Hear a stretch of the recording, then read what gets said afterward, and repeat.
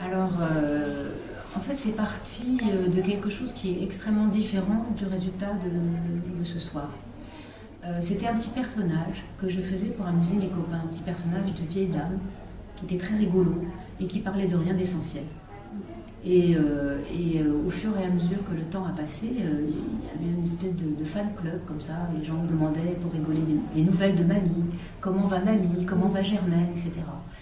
Et puis je me suis retrouvée un moment dans une situation où j'avais pas beaucoup de travail et où j'avais perdu mes parents aussi.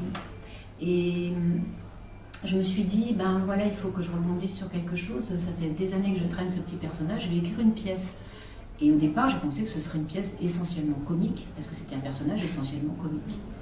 Et ne sachant pas comment m'y prendre toute seule, j'ai demandé à quelqu'un qui s'appelle Marina Tomei, en fait je ne lui ai pas demandé directement, mais quand je lui ai parlé du projet, elle a été emballée, si elle pouvait m'interviewer, me relancer, me poser des questions, et elle a accepté ce travail. Donc on s'est mis à travailler ensemble, on se voyait plusieurs fois par semaine, et elle m'interviewait comme si j'étais ce personnage de vieille dame. Et c'est au fur et à mesure du travail que Marina, avec ses questions toujours lancinantes et répétitives, parce qu'il y a des questions auxquelles je ne voulais pas répondre justement sur la maladie d'Alzheimer, qui revenaient, et je dis non, je ne veux pas en parler, je ne veux pas en parler, puis un jour j'ai fini par en parler. Elle m'a un moment demandé qu'est-ce que vous faisiez pendant la guerre, mamie. J'ai répondu que j'étais à Moissac, alors que c'était un sujet, comme vous avez vu dans la pièce, Moissac par-ci, Moissac par-là, j'en avais un peu assez, je ne pensais jamais en parler. Et du coup, j'ai lu un livre qui avait été écrit sur les enfants de Moissac, pour lequel mes parents avaient été interviewés tous les deux. Et l'auteur du livre, qui s'appelle Catherine Libertowski, m'a prêté les enregistrements. Donc j'ai appris des tas de choses dans ces enregistrements. C'est très réaliste, quoi. Voilà, tout est vrai. Et retricoté, parce qu'effectivement, le personnage central de la pièce, qui est Natacha, et qui est comédienne, c'est un genre de double. Et j'ai mis dans le personnage de Germaine mes passions, certains comportements de ma mère, puisqu'en fait, dans l'histoire, Vishnu, c'est pas en réalité ma grand-mère, c'était ma mère. Et que j'ai voilà, insufflé dans le personnage de Germaine, cette grand-mère, j'ai mis des morceaux de l'expérience de la vie de ma mère. Et puis mes passions pour la langue française, les petits ciseaux, la couture, tout ça. Parce que parfois on a envie de rire. Hein. Ah mais vous riez, et pour moi c'est très important. C'est vrai qu'on avait beaucoup de retenue dans la salle, c'est étrange, hein, parce qu'en fait on se demande si on doit rire ou pas rire, etc. Parce qu'en fait il y a la maladie d'Alzheimer aussi, donc il y a beaucoup de gens aussi qui sont venus vous voir parce qu'ils étaient interpellés donc, par rapport à la maladie. Oui, mais c'est un sujet que je traite vraiment par petites touches, parce que bon, au départ, d'abord, c'est pas le sujet principal, et ensuite, j'avais vraiment envie de parler du miracle et de cette force de vie de ce personnage qui aime effectivement les mots, la langue française, voilà, et que c'est un personnage positif parce que je parle d'un miracle quand même. Et il y a eu 500 enfants sauvés à Moissac pendant la guerre. Je dis 150, mais c'est 150 à la fois. Et sur toute la durée, et il y en a eu 500, dont quelques-uns étaient dans la salle ce soir.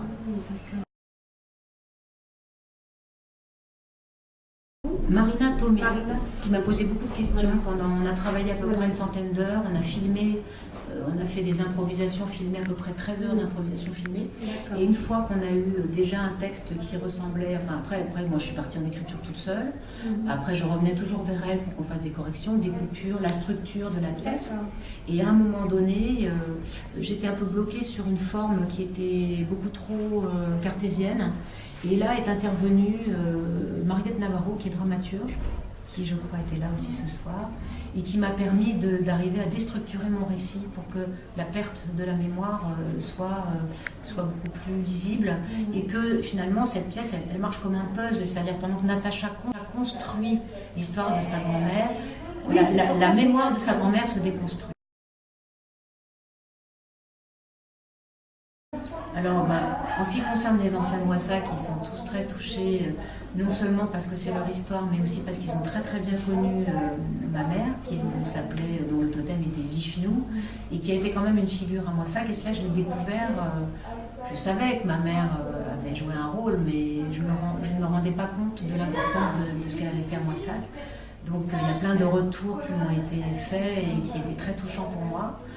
Et sinon, ce que je vous dirais, ce qui m'étonne énormément, parce que c'est mon premier texte, donc je ne m'attendais pas du tout à ça, c'est que ça touche tous les âges et tous les gens, quelle que soit leur origine, leur histoire.